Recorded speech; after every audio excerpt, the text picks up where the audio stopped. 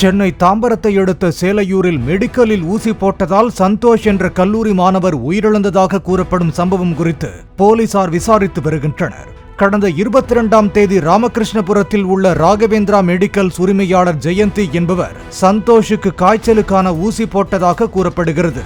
சில மணி நேரத்தில் இடுப்பு மற்றும் கால் பகுதி வீக்கமடைந்து வலியால் துடித்த சந்தோஷை பரிசோதித்த தனியார் மருத்துவமனை மருத்துவர்கள் தவறான முறையில் ஊசி போட்டதால் வீங்கியுள்ளதாக கூறி ராஜீவ்காந்தி அரசு மருத்துவமனைக்கு அனுப்பி வைத்துள்ளனர். அங்கு சிகிச்சை பலனின்றி சந்தோஷ் உயிரிழந்த நிலையில் ஆத்திரமடைந்த உறவினர்கள் மெடிக்கலை அடித்து நொறுக்கினர். என் பையனுக்கு ஜுரம் அடிக்குது, ஊசி போடுங்க கொள்ளுங்க, நான் போய் சொல்லவே கிடையாது. மெடிக்கலு டாக்டர் எங்கன்னு தான் சார் நான் கேட்டேன்.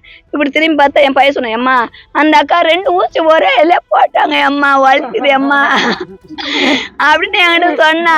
இவ்வளோ பெருசு வீங்கி போயிருக்கு சார், காலு உள்ள புழு துடிக்கிற மாதிரி துடிக்கிறான். என்னால் தாங்க முடியலம்மா.